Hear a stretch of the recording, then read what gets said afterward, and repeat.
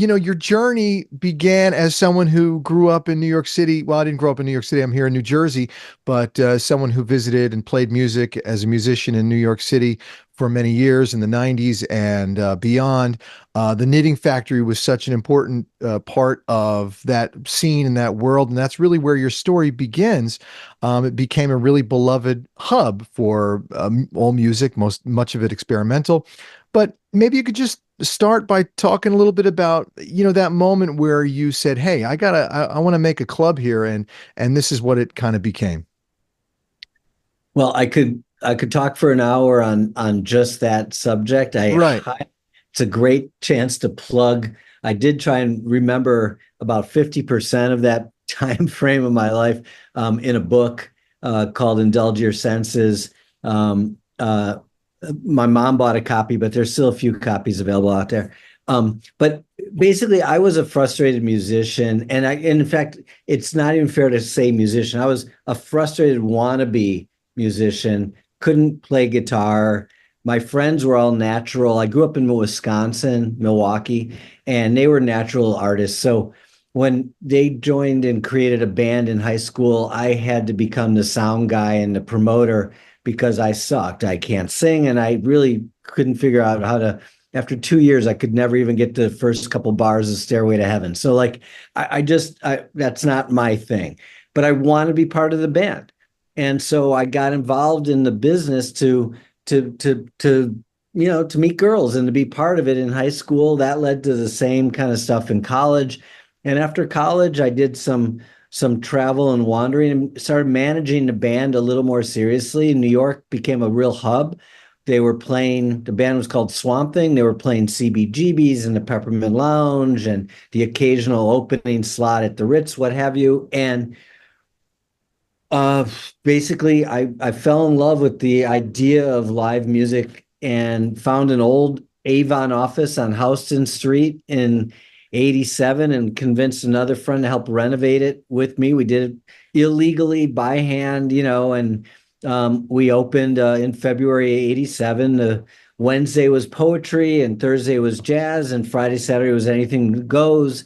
I got a beer and wine license, and then quickly took over a restaurant underneath us and got the liquor license and expanded very quickly. It grew. The thing that I had really going for me in the beginning of the Knitting Factory was because I was from the side of the musician really looking to put on shows and get some payday, if you will, from a gig. Right. I knew all the deals in town. And I did the simplest deal one could have. 75% of the gate goes to the artist. Just very simple. Fair. And Yeah. if 100 people paid $10 and that was $1,000, they got 750. And it was just fair. And because I was from Wisconsin, perhaps, I was just green and honest. And all of a sudden the word spread around New York very quickly that, hey, there's this green guy from Wisconsin who actually pays you what he says he's going to pay you at the door. And it was literally that kind of just honest bookkeeping and sincerity around putting on a show and knowing we're all kind of in it together. The synergy of the micro economy of what we were doing. The word spread. So the jazz scene very quickly came to us, and the avant-garde Lower East Side scene. So people like John Zorn or John Lurie from the Lounge Lizards. But I got then kind of the M-Bass crowd from Brooklyn, Cassandra Wilson and Steve Coleman, and then some blue chip avant-garde jazz cats like Henry Threadgill and Cecil Taylor. Even Ornette Coleman, stopped in. And then because of that happening, but my background was being more on the music, the rock or singer-songwriter side. Right. Whenever I could get somebody like Beck for his first show or Sonic Youth, I worked really hard to get those shows. So it all kind of mingled, right? It was this sort of just weird, genre flow of stuff, and then that just kept actually accelerating itself. So then people, like my heroes, like a David Byrne would come in to to check out what was happening, Right, right, and get him into it, and then, Lou Reed was another one, who was like just fascinated with what was happening. And, Lou was like, an idol to me.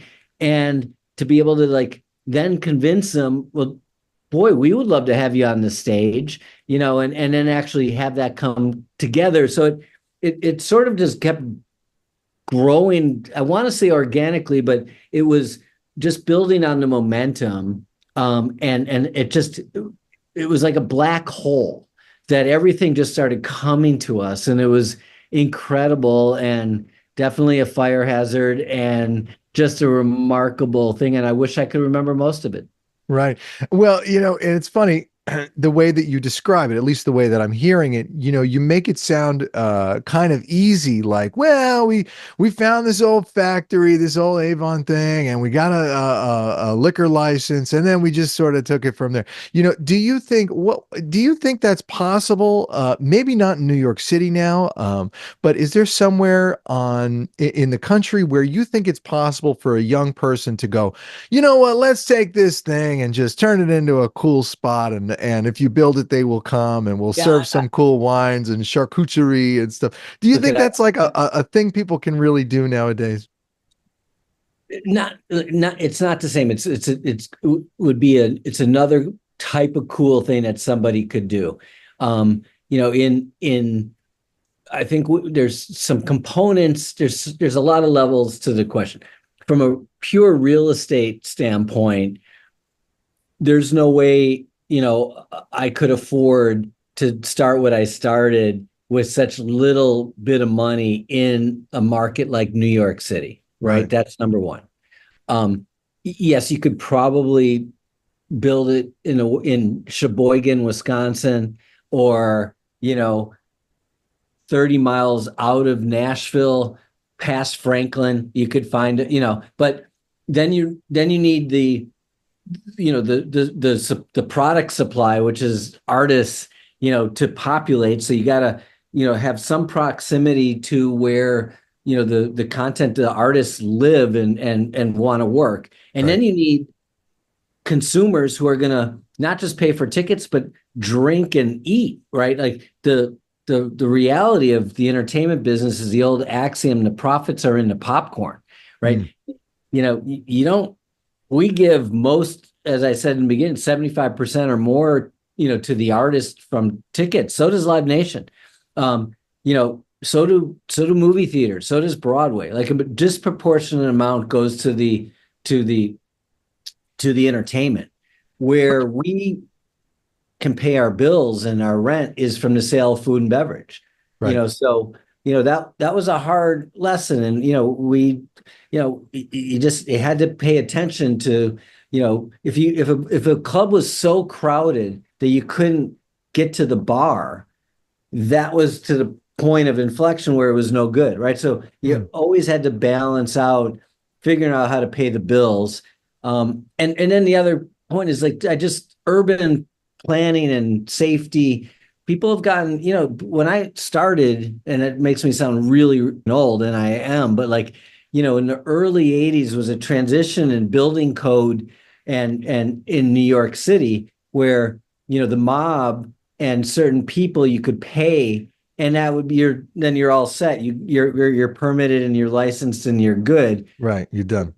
In the early 90s into 2000, all, things got a little more realistic. People didn't want to live in a building that could, catch on fire, or, people vomiting on the street. So real estate pushed a lot of the creative arts, out of Manhattan into Brooklyn, out of Brooklyn up to Beacon, out of Beacon into parts of Poughkeepsie, to Nashville, out of LA to Orange County. Like it's real estate is got an interesting symbiotic relationship to where the arts actually get created. Right. And then technology dovetails on top of all of that. So if, you can earn a living as an artist, somehow reaching your audience, outside of the physical, we saw that for a little while. Now people are Right. gravitating back as a reaction to being overly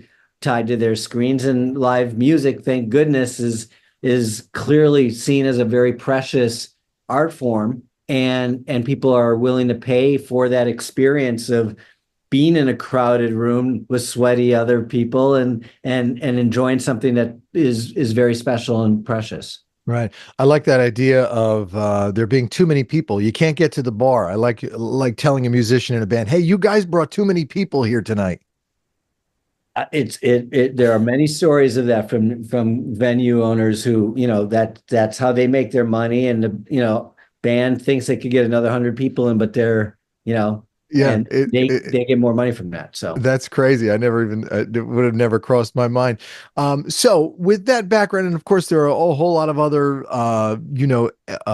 parts of your career and parts of your story, but just to jump from the Knitting Factory to the beginning of City Winery, which has become such a standard place to see music, and it's created certainly created a sort of standardization of that experience. What were some of the thoughts that you had beginning the second chapter, yeah, or third or fourth? What were some of the things you learned, and what were some of the things you wanted to keep the same, and some of the things you wanted to do differently? sure. How did you kind of get to that part? Well, as I said, I think um, I made so many mistakes with the Knitting Factory, on so many levels. Um, but the most important thing from an operating standpoint was needed a great team, and knew that if we were going to build a brand and scale it and provide high end experience for musicians and fans, that needed a just a killer team. And so I've put a lot of focus of my energy and thought into both compensation, but also inspiration and all the sort of org structural things that are important to just building any kind of business. Hmm.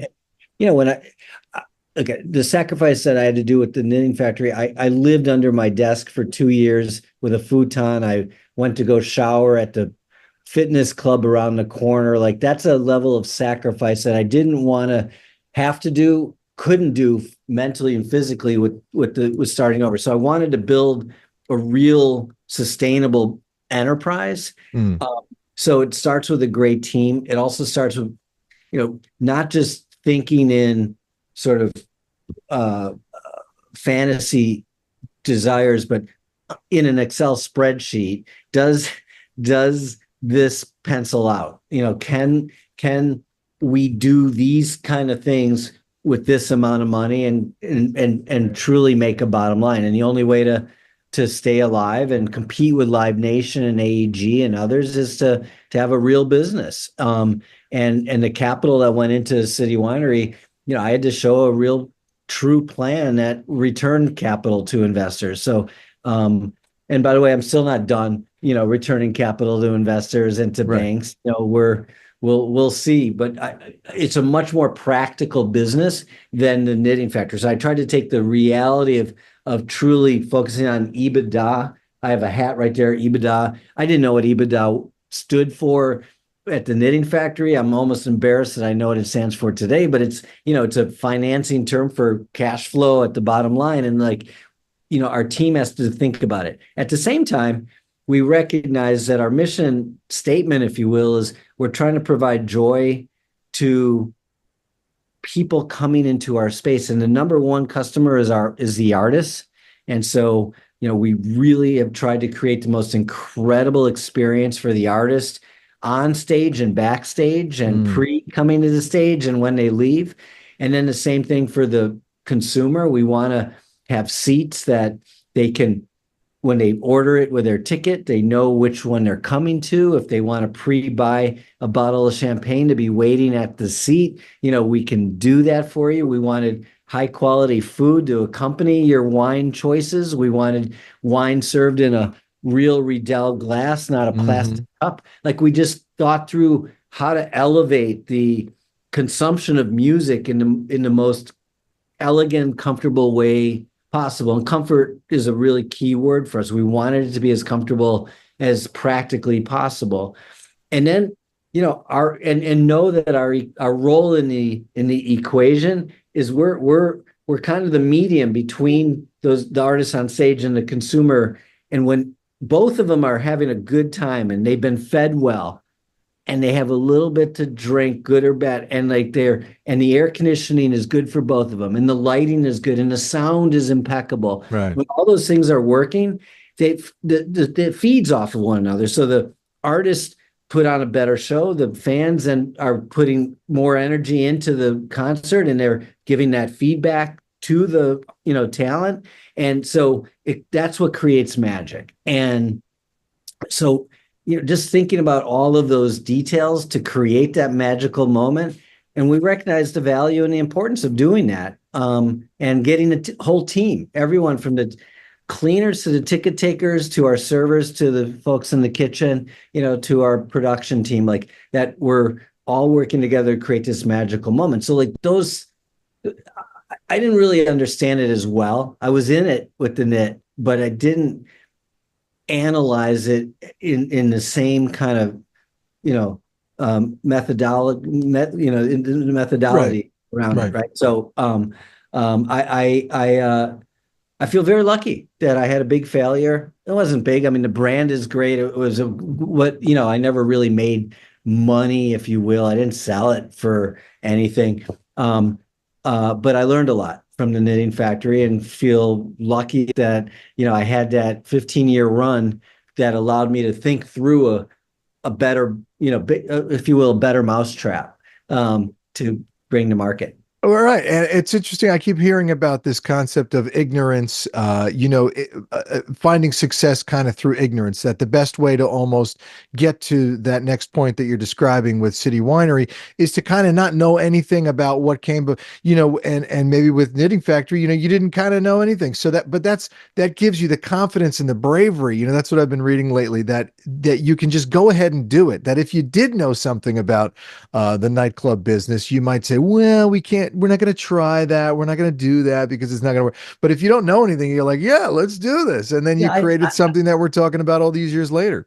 look, I think the naivety when I was 23 and 24 and started it, for sure. When doing City Winery, I was, married and kids and had, using other people's money, as well. Like the responsibility level was so much higher that I had to be much more practical Right. and realistic about it.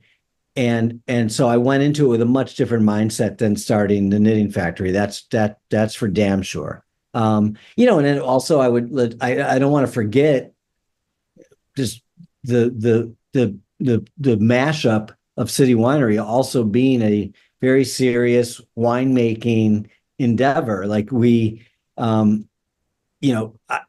added to the complexity of the business, but I think it just reconfirmed the authenticity of what we were trying to do. And maybe a little naive there as well on the winemaking side, but I brought in some real experts and took the process of winemaking very, very seriously in terms of getting some of the best grapes you can buy in the world from the best vineyards in California and Oregon and France and South America, and making high quality product so that what we're doing is for real. And so that there's something when you do it from scratch, when you bake that pie from scratch or bread at home, there's just something that elevates it. And so I think we're experiencing that in terms of what is our consumption, our popcorn, if you will, is Right. really good wine made locally from high-end grapes. And I think that the connection to this old school, old world, so maybe the second oldest industry in the world before musicians were making money in Rome. Like wine has been around for a long time, and I love that connection gives us a kind of a unique position in the world of entertainment production. Yeah, when did you kind of fuse that idea? You know, everything has to have its own little angle, and I think you certainly found it with live music and wine in particular. Maybe you could just talk a little bit about the spark of when you sort of discovered a passion for wine in the way that you do live Well, music. I've always liked it, as a fan. My joke is, being Jewish and a male, when you're 8 days old, they do some snipping, and then they shove a rag in your mouth filled with really bad sweet Manischewitz wine. Shevitz, So yeah. I've been a lush ever since, I guess. Um, but I just have always had a bit of a hankering for it. What was the spark for this business? And I'll give credit to my family. I thought after the knitting factory, I was toying with the idea of actually moving to Oregon and sort of really getting my hands dirty in soil and making wine. Hmm. And I took my young kids. I have twin boys now who are 26, but when they were 8 years old, on a field trip due diligence with my wife to the Willamette Valley in Oregon, and I fell in love with this property, and they were all asleep in the car. And it was like noon. We had done a tasting. They didn't taste, but I did, and I was a little happy. And they're asleep in the back, and I saw a for sale sign in the Dundee Hills, and I got out and quietly closed the door to not bother them. And I went into the hill, and I'm like, I think I really want to make wine. I think this is Mm. what I really want to do. Yeah, I'm ready. I'm going to give up the entertainment world, and I'm going to make wine.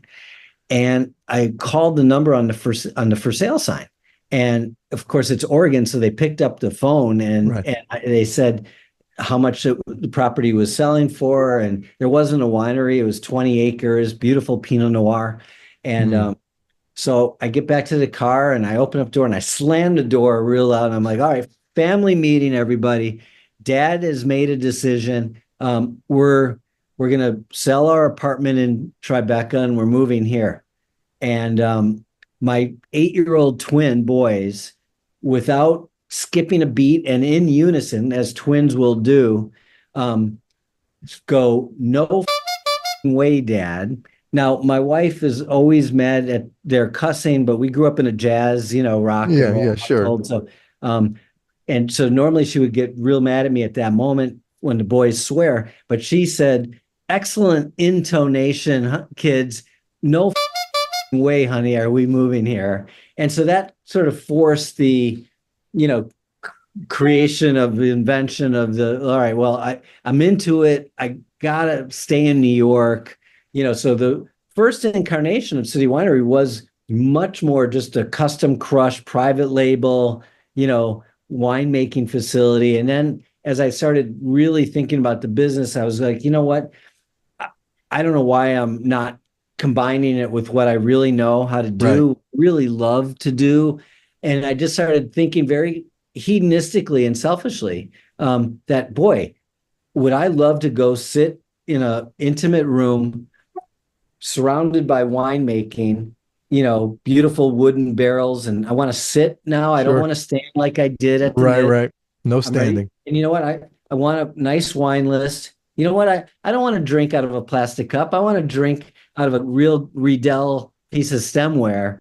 Oh, I'd like to be 20 feet from the stage and have some delicious hanger steak with my Cabernet, while watching the show. Oh, and the ticketing, and at the time, oh, I don't want a general admission where I don't know, because I got to work until 8 minutes after 8 o'clock. So I'm going to be a little bit late, but I don't want to get a bad seat. I Mm. want to pay for that good seat. So I want to know that that seat is for me. So we developed a ticketing program proprietary to ourselves to pick the seat, because JetBlue was doing it 18 years ago. No music venue was doing it. I was like, we can do that. So I want people to be able to show up whenever they show up, but they know where they're going to sit. So the idea was, I want, if you will, almost a luxury concert setup. And Right. it was it was hedonistic. It was for me. It was like, that's where my head's at. That's what I want to do. And so that was really the start of City Winery. What's your go-to grape, Michael? I would look at I'm a wine snob and I admit that. And so Pinot Noir to me can take on a lot of different um uh a lot of different flavor and the French have this word terroir, Sure. which is all about soil and place and time and vintage. And so Pinot is just such an amazing grape in that it can really alter based on the terroir 100 yards away from, it's same grape tasting very differently. And then it can be different year to year. Whereas like Syrah and Cabs, I love all, first of all, it's like asking me, what's your favorite, which of your kids is your favorite, right? It's Right, like right. possible. But I would say Pinot, it will be my most versatile go-to. But I love so much wine. It's embarrassing. Yeah, yeah. I've always Pinot's tricky to get into sometimes because of those reasons you mentioned. I think sometimes you have one and you say, "Well, I don't know if I like Pinot," and then you have another and you go, "Oh man, this is why am I not drinking this all the time?" Yeah. Because they do feel different. Isn't that a challenge with that grape a little bit there? Yeah, right. I really do find the overlap with music and wine really profound. One of my favorite things is to listen to a winemaker and a music maker, Mm, sometimes go at it, especially an articulate winemaker. Um, yeah, there's so much nuance to music, and ultimately this is all very subjective, right? You might like a particular wine and I might not, right? And you might listen to some song and I might like it a lot and you might not, right? So right. like it's one of the more subjective sports out there. Thank good, yes, there are rankings and all that, but it's not a competition. It's very subjective and some things really connect and some things don't. And that's what I Yeah. love about it. Well, so the other big leg of your legacy, or your what's going on with City Winery is the philanthropic part of it too. That was also built into it, as I understand. Yeah, And I guess maybe that's a little segue into the tribute concert you have coming up early next year. But maybe you could just talk about how that part found its way into the story, and maybe how, maybe that brings us up to the the Patti Patty Smith Smith tribute. show. Sure. Um, Well, thank you for reminding me to talk about this because I'm not shy about uh, the idea of really helping the world as much as possible. We still got to pay our bills, which isn't easy all the time, but being able to leverage what we have to take care of some problems that are out there, and whether it is the war in the Ukraine or is another hurricane in the Caribbean or fires out west or floods in Asheville or the school in New York City that needs money and can't pay its rent. There's seems to be something, forget all the medical challenges that we have and diseases. Sure. It seems like there's always issues. And why not use our space if we happen to have a dark night coming up on our calendar, why not do a fundraiser for those affected by the war in Israel, on both sides. Like, well, there are so many important causes Yeah. to try and help. So whenever we can leverage our space, it is part of our DNA as a company. It was very important to be as active as we could for all kinds of causes. Again, the whole spectrum. One of the things I found and noticed over whatever 25 years where I maybe had some attention on this is that music education, in particular in public schools, has been the sad program that gets cut anytime there are fiscal challenges in a school, right? Your basic programs of math and English and history, so those don't get cut, but gym doesn't get cut. Right. But the arts is the first to go. when times get tough. And so what I wanted to do at Carnegie was a series that really stayed, as much as I'm always being approached by all these other causes, this one series every spring is a tribute to a living singer-songwriter, and 100% of the net proceeds go to music education programs generally in underserved communities. So, whether it's Mr. Holland's Opus, which is a famous one, or Music Mhm. Saves, and some of the Grammy in the schools, those are the bigger ones. But then we also have some smaller programs that really are a single school, Church Street School of Music, so for their scholarship program, or we have a fixing instruments program. So many schools get donated instruments, and then 2 weeks later, it's broken, Right. and they can't afford to buy a whole new one, but for $30, but it has to be cash from the guy around the corner. They can't afford to pay and fix it. So like a fund directly for that. So we're really trying to help music education programs for underserved. And this series is 20 years old now. It's remarkable. We've exceeded $2 million of net money going to these programs. Yeah, unbelievable. Yeah, it feels great. It's always at Carnegie Hall.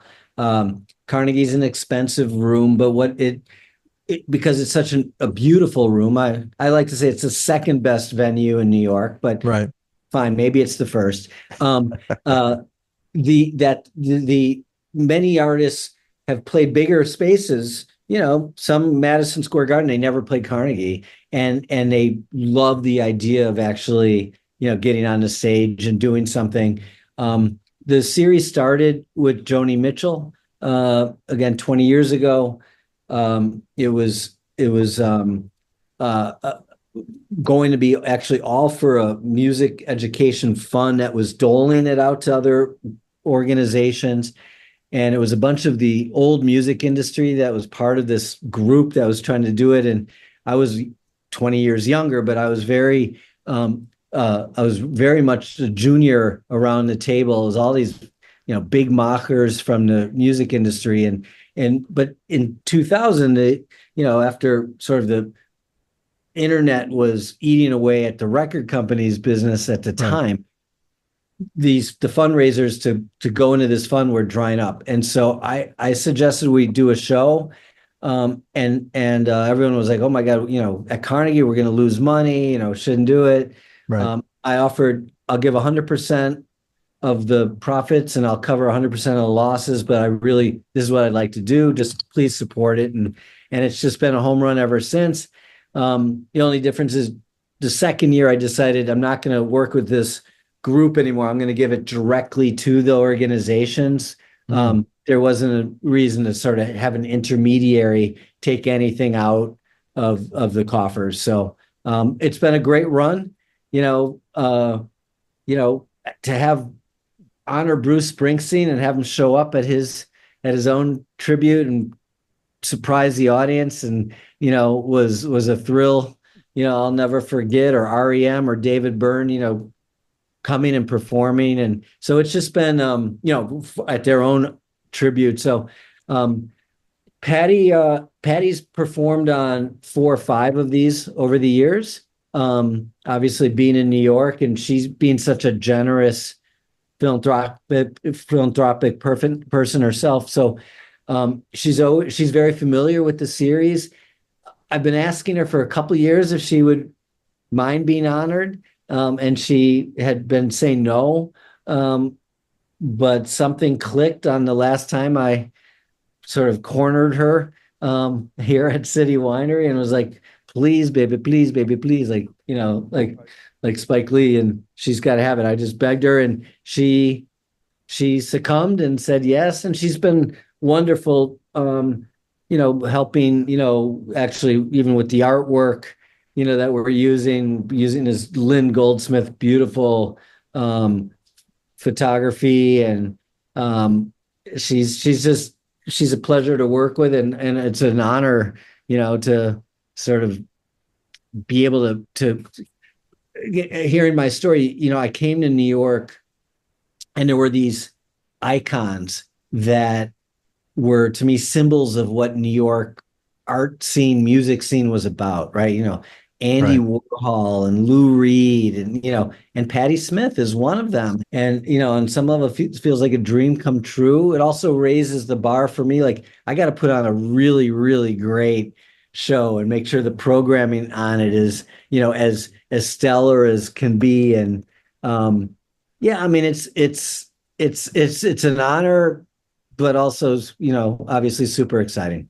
How do you feel? Maybe you could just share with us, those evenings just before the a big show at Carnegie Hall, and everything is together, and you being an event guy, you being sort of a connective tissue between musicians and people who are, audience members and people who are involved in donating. What maybe you could just share with like that internal feeling you have right before the big show starts. What's that like?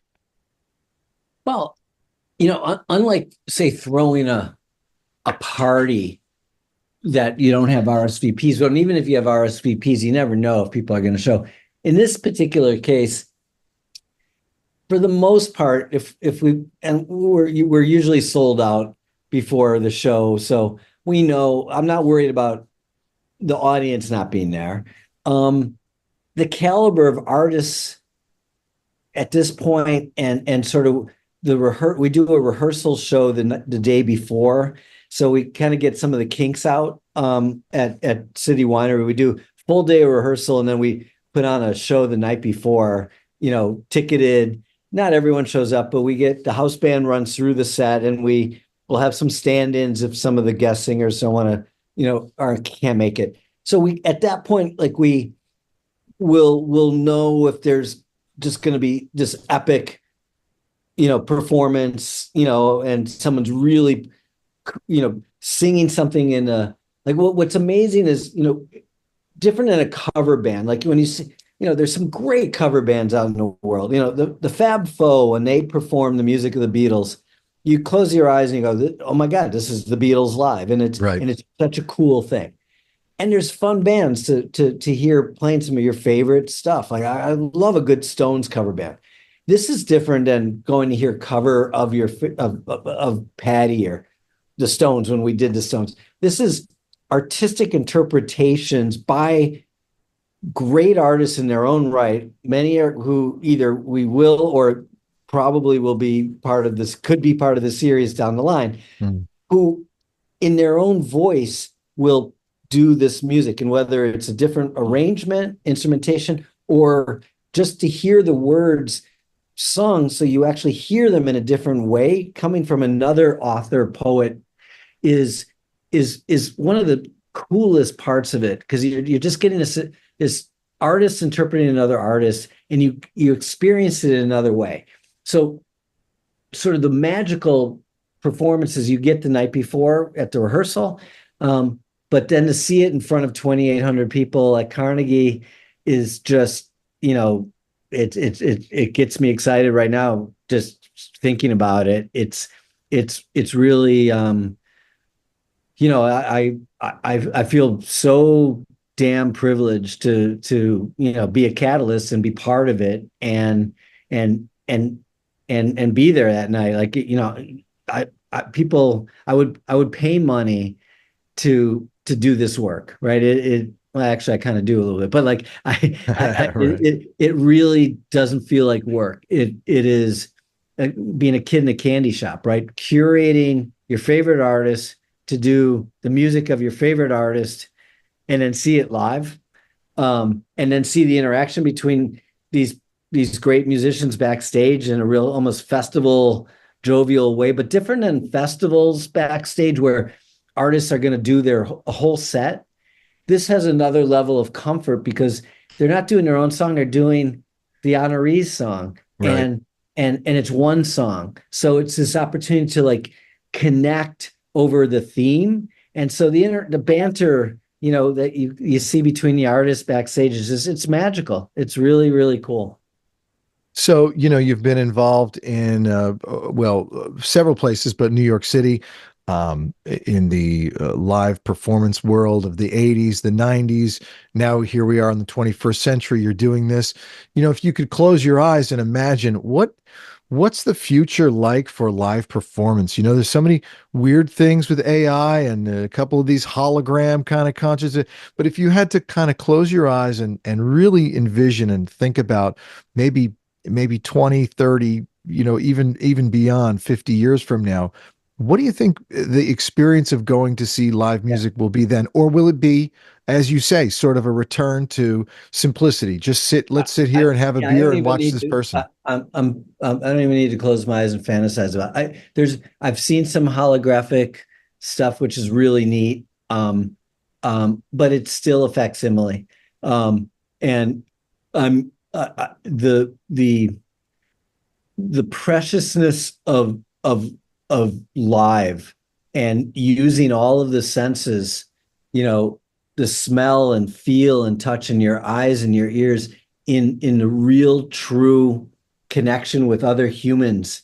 um there's no replicating that. There's no AI tool. Large language models are great, and they work really well with visual, with sound, like you're getting some recreation. They work really well with obviously words. They don't, they can't, they have not gotten close. And Elon Musk is going to work on it, and a lot of it, and the next generation will too. Right. But they have not gotten touch, smell, taste, and feel. And that is more than 30, 40, 50 years away. And then I'm convinced seeing the perfect robot do, Patti Smith is never going to be the same. And so I have no worries for the live experience. I think it's going to be something that there'll be all kinds of options, but the actual live special event will never be fully duplicated, and therefore worth a lot in terms of value. So I'm a big believer in that experiential. Well, it's interesting, and you see my records behind me, and I'm a pretty analog guy. I love my vinyl, and it makes me think about the live experience. As you're saying, there's something about that analog, that physical tactile thing. You talk about record Yep. jackets and sleeves and stuff, and we Love love it. those kinds of things. But there you can watch all these things on YouTube, and you can do it in the privacy of your home, and you can have all kinds of surround sound, but it's really not the same thing as being together in the same room, is it? It's not even close. It can be close, but not the same.